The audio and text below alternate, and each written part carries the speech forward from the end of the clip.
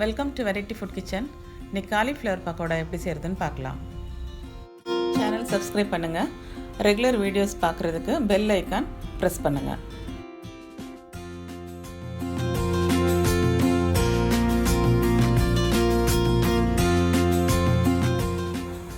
ஒரு பாத்திரத்தில் தண்ணி கொதிக்க வச்சு கொதிக்கும் போது கொஞ்சம் உப்பு சேர்த்துடலாம்.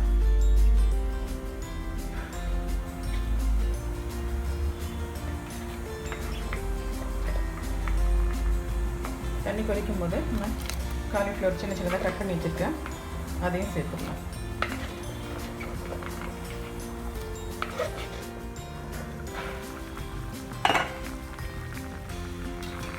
ரெண்டு நிமிஷம் காலிஃப்ளவர் அதில் வெந்தால் போதும்.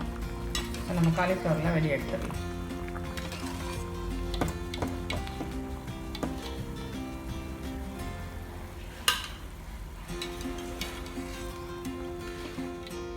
ஒரு பாத்திரத்தில் 5 ஸ்பூன் கடலை மாவு,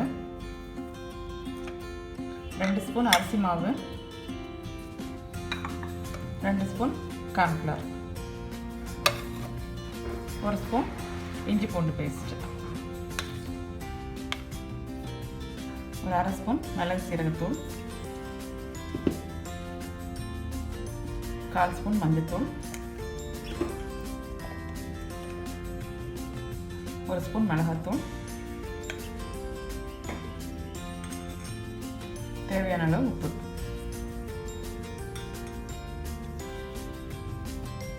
ஒரு 1.5 ஸ்பூன் சிக்கன் மசாலா, கடையில் வாங்கினது தான், அதையும் சேர்த்துக்கிறேன். இதுமாரி ஃபுட் கலரு ரெட் கலர் சேர்க்குறேன், கொஞ்சமாக போதும். எல்லாத்தையுமே நல்லா மிக்ஸ் பண்ணிடலாம். தண்ணி கம்மியாக சேர்த்துக்கலாம்.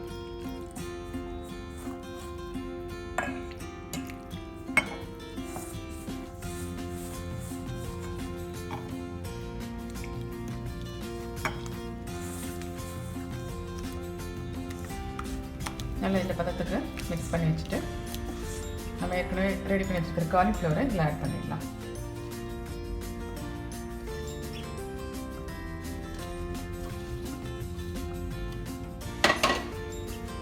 நல்லா மசாலா எல்லா காலிஃப்ளவர்லையும் படுற மாதிரி நல்லா மிக்ஸ் பண்ணி வச்சிடலாம். ஒரு 10 நிமிஷம் ஊறினா போதும்.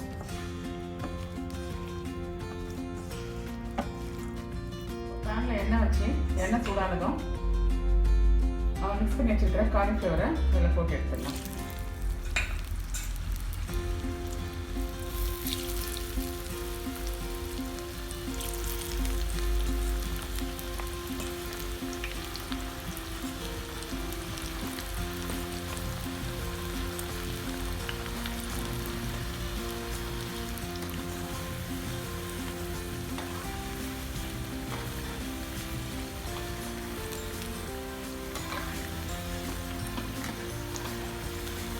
காலிஃப்ளவர் நல்லா ஃப்ரை ஆகிடுச்சு, இப்போ எடுத்துடலாம்.